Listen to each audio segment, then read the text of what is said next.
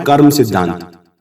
कर्मण्यवादी कारस्ते, आपके हाथ में केवल कर्म है, कर्म पर आपका पूर्ण अधिकार है। आपके कर्म में यदि कोई कमी रह जाती है तो आप अपने अधिकार का पूरा उपयोग करने से चूक जाते हैं। फल पर आपका कोई अधिकार नहीं है, इसलिए फल की केवल इच्छा कर सकते हैं आप। फल की साधिकार प्राप्ति आपके लिए नहीं है। हो सकता है कि किसी कर्म का इच्छित फल किसी व्यक्ति को तुरंत ही प्राप्त हो जाए, लेकिन इसे नियम के रूप में नहीं लिया जा सकता।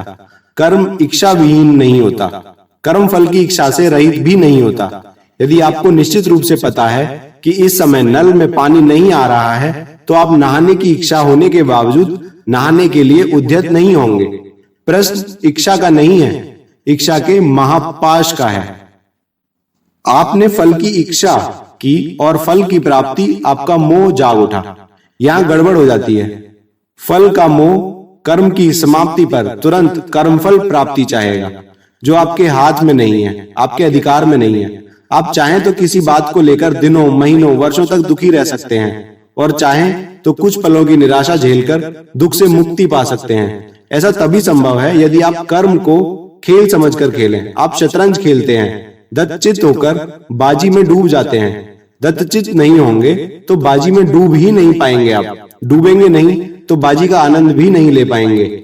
आनंद लेने के लिए डूबना जरूरी है। आप बाजी हार जाते हैं, आपको दुख होता है, तुरंत ही आप नई बाजी बिछा लेते हैं और फिर से जीतने की भरपूर इच्छा के साथ खेलने लगते हैं। फिर से दत्तचित्त होते हैं, फिर से डूबते हैं। आपने बाजी हारने की पीड़ा को क्षणिक बना लिया। चाहते तो खेलना बंद करके हारने की पीड़ा से घंटों बिता सकते थे। यही हाल जीवन में खेली जाने वाली कर्मों की बाजियों का है। एक बाजी हारने की पीड़ा को यदि क्षणों तक सीमित कर लिया जाए तो दूसरी बाजी अविलंब आरंभ हो सकती है और पराजय की पीड़ा से तुरंत पिंड भी छूट सकता है। भाग्य में ही नहीं था, ऐसा बदा था। होनी को कौन टाल सकता है? आदि आदि अभिव्यक्तियां हताशा की द्योतक हैं।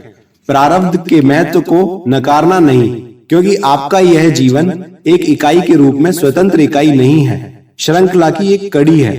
जन्मों जन्मों का हिसाब किताब है। एक जन्म का जमा बाकी अगले जन्म पर उठता रहता है। पिछले जन्मों के कर्मों का फल भी भोगते हैं आप इस जन्म में, लेकिन आप अपने कर्मों का जो बदा है हो जाएगा पर छोड़कर नहीं बैठ सकते।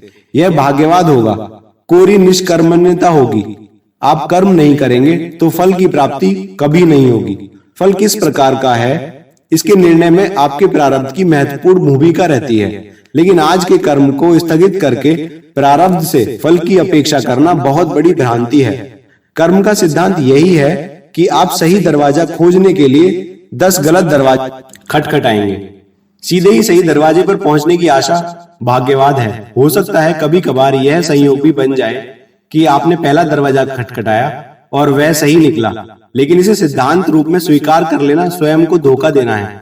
किसी मोहल्ले में आपको किसी व्यक्ति का मकान खोजना है, पूछना ही पड़ेगा 5-7 लोगों से, उनके घरों तक दस्तक देकर। यही कर्म है। इसकी अनुपस्थिति में क्या होगा? खड़े रहिए मोहल्ले के बीचों बीच, मत पूछिए किसी से भी अभीष्ट पता, लौट जाइए भाग्य का लिखा मानकर बिना मिले ही उस व्यक्ति से। कोई व्यक्ति यह नहीं जानता कि उसके किसी कर्म का फल क्या होगा। प्रत्येक व्यक्ति इच्छित फल के लिए ही कर्म करता है, लेकिन साधारण व्यक्ति इच्छित फल के प्राप्त होने पर या ना होने पर विक्षुब्ध हो जाता है, परमात्मा को गाली तक दे डालता है। किंतु विवेकशील व्यक्ति इसे अपेक्षाकृत सहजता के साथ स्वीकार कर लेता है। विवेकशील व्यक्ति को असफलता का खेद नहीं होता। ऐसा नहीं है, कर्म तो उसने भी इच्छित फल के लिए ही किया होता है। आशा तो उसे भी पूर्ण रूपेण होती है कि उसका कर्म इच्छित फल की प्राप्ति कर संपन्न होगा, लेकिन उसे यह भी विदित होता है कि प्रकृति पता नहीं भविष्य के किस फल के लिए अभी से इस कर्म को भूमिका बना रही है। आपने सड़क पर चलते चलते आम खाया और गुठली फेंक दी। आपको याद भी नहीं होगा कि आपने गुठली कहाँ फेंकी थी। वह सड़क किनारे की मिट्टी में जा गिरी, अंकुरित हो गई, आम का पेड़ उगाया, बढ़ता गया, फिर उसे फल पड़ा। आसपास के घरों में रहने वाले लोग उस पेड़ के आम खाने लगे। आम खाने वालों ने इस पेड़ को उगाने का कर्म नहीं किया था। न बीज बोया, न रोपा, न निराई की, न खोदा, पानी दिया। बीज बोने का कर्म प्रकृति ने आपसे कराया, लेकिन फल आपको नहीं दिया। यदि आपको विदित हो कि यह पेड़ आपके द्वारा फेंकी गई गुठली से उगा है, तो क्या आप जाकर उस पर अपना अधिकार जताएंगे? अधिकार ना मिलने पर आप उस पेड़ को काट फेंकेंगे? क्या इस पर दुखी होते रहेंगे कि आपके कर्म का फल आपको नहीं मिल रहा है?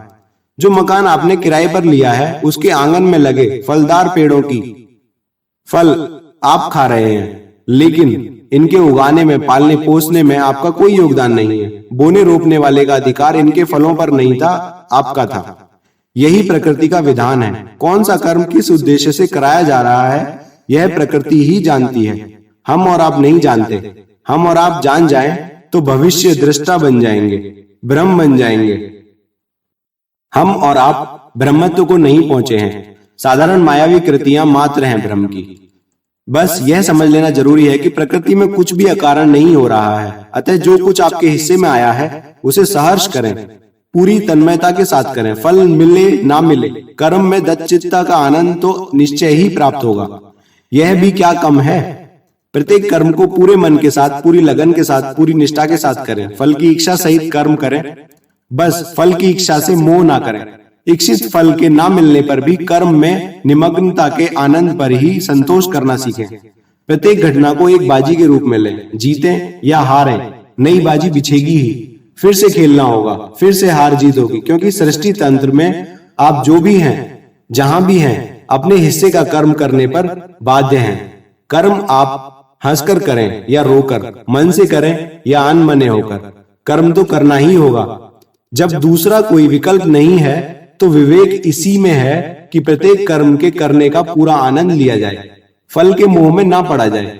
आप पूछेंगे कि जब भाग्य में ही नहीं है तो उसके लिए कर्म क्यों किया जाए? मैं आपसे पूछता हूं कि आप कैसे जानते हैं कि भाग्य में नहीं है? आपके मन में इच्छा उत्पन्न होती है कि किसी वस्तु की प्राप्ति की, आप उसे प्राप्त करने की योजना बनाते हैं और कर्म में लग जाते हैं। कर्म करते करते आपकी आशा बनने लगती है, विश्वास सा होने लगता है कि लक्ष्य प्राप्ति निश्चित है। भाग्य में है या नहीं, इसका पता तो तभी चलेगा जब वह वस्तु प्राप्त होगी या नहीं होगी।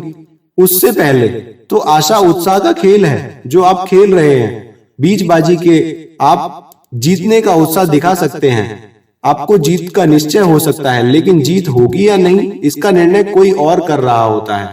कोई ऐसी सत्ता जिस पर आपका अंकुश कदापि नहीं चलता। दो तत्व कर्म के प्रेरक तत्व हैं, आवश्यकता और इच्छा। जो कर्म हम अपनी आवश्यकता के अधीन करते हैं वह हमारा प्राकृतिक कर्म होता है। आप कहीं गए हैं, सड़क पर चल रहे हैं, अचानक बारिश उतर आती है, तब आप क्या करते हैं? बीच सड़क पर खड़े होकर सोच विचार नहीं करते, योजना नहीं बनाते, बल्कि तुरंत भागकर किसी छज्जे के नीचे या पेड़ के नीचे खड़े हो जाते हैं। बारिश में भीगने से बचना आपकी आवश्यकता थी, जिसने आपसे छज्जे या पेड़ का आश्रय लेने का कर्म करा दिया। पशु को भूख लगती है या प्यास लगती है तो उसे जहां भी घास या पानी दिखाई देता है वह उधर दौड़ पड़ता है। यह पशु का प्राकृतिक कर्म है। घोड़े की जीन कसी हुई हो, लगाम मुंह में डली हुई हो, कितना ही सधा हुआ क्यों ना हो, बिना सवार की परवाह किए पानी की ओर चल देता है, क्योंकि प्यास लगने पर पानी पीना उसकी आवश्यकता है। यह आवश्यकता मानव की भी है। मानव भी प्यास लगने पर पानी पीता है, लेकिन दोनों में अंतर यह है कि पशु कैसा भी पानी पी लेता है, जबकि मानव साफ स्वच्छ पानी पीना चाहता है। मानव के पास विवेक भी है और साधन भी, जो पशु के पास नहीं है। दूसरे प्रकार का कर्म वह है जो हमारी इच्छा, कामना, लालसा, भय, आशंका, ईर्ष्या आदि से परिचालित होता है। इसे इच्छा प्रेरित कर्म कह सकते हैं, क्योंकि अन्य सभी अवयव इच्छा को अद्भुत करने वाले ही हैं। कामना होती है धनाढ्य बनने की, तो और अधिक धन कमाने की इच्छा जाग उठती है। लालसा होती है हर प्रकार के अभाव से मुक्ति की, तो संग्रह करने की इच्छा होती है।